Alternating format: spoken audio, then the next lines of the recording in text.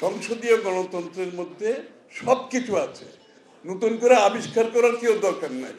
যারা এখন আবিষ্কার করার চেষ্টা করছেন তারা সংসদীয় গণতন্ত্র বুঝেন না, সংসদীয় গণতন্ত্রের স্পিরিট জানেন না, সংসদীয় গণতন্ত্র কিভাবে কাজ করে সেটাও তারা বুঝে না। রাজনীতি করছি, এমপি হচ্ছি, মন্ত্রী হচ্ছি, বক্তৃতা দিয়ে বেড়াচ্ছি, স্লোগান দিচ্ছি, কিন্তু আসলে সংসদীয় গণতন্ত্রের যে স্পিরিট, যেটা ওয়েস্টমিনিস্টার টাইপের যে সংসদীয় গণতন্ত্র, সকলের ঐক্যমতের মাধ্যমে দেশনেত্রী বেগম খালেদা জিয়া কর্তৃক প্রতিষ্ঠিত হয়েছে, যেটা নিয়ে আজকে অনেকে প্রশ্ন তুলছেন। আপনারা দেখতে পাচ্ছেন অনেক ধরনের নতুন নতুন তথ্য আইডিয়া নিয়ে অনেকে আসছেন, তারা নিজেদেরকে খুব বেশি বুদ্ধিমান ব্যক্তি মনে করছে, অর্থাৎ তাদের মধ্যে সংসদীয় গণতন্ত্রের স্পিরিটেই বোঝার সুযোগ হয় না। তারা সংসদীয় গণতন্ত্রের উপর আবার নতুন নতুন কমিটি করে তারা সংসদ এবং সরকারকে নিয়ন্ত্রণ করার চেষ্টা করছে।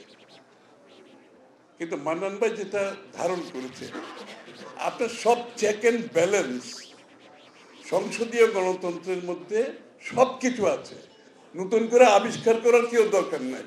যারা এখন আবিষ্কার করার চেষ্টা করছেন তারা সংসদীয় গণতন্ত্র বুঝেন না, সংসদীয় গণতন্ত্রের স্পিরিট জানেন না, সংসদীয় গণতন্ত্র কিভাবে কাজ করে সেটাও তারা বুঝে না। এই জন্য আপনারা দেখছেন না, এই যে ঐক্যমতের প্রত্যেক দিন একটা সভা চলছে, কত ধরনের আবিষ্কার আমরা দেখতে পাচ্ছি। কোনো আবিষ্কারের তো দরকার নাই, সংসদ হচ্ছে সবকিছুর মূলে। All road leads to the parliament. আপনার সব সমাধান সংসদে হতে হবে।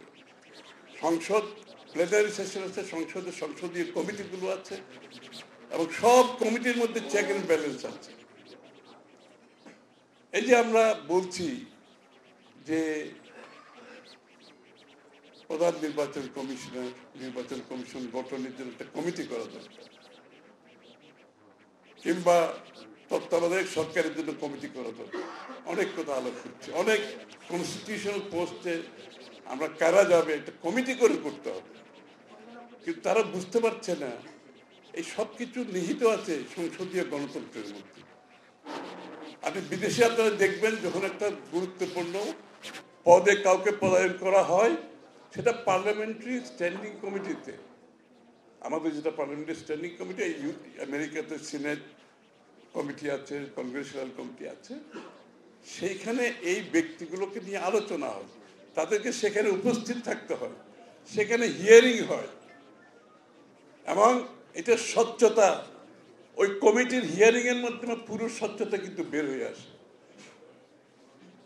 এবং সেখানে বরঞ্চ কমিটির মাধ্যমে যে অস্বচ্ছতা থাকে, আপনি পার্লামেন্টারি হিয়ারিং এর মাধ্যমে সেই স্বচ্ছতাগুলো বের হয়ে আসে।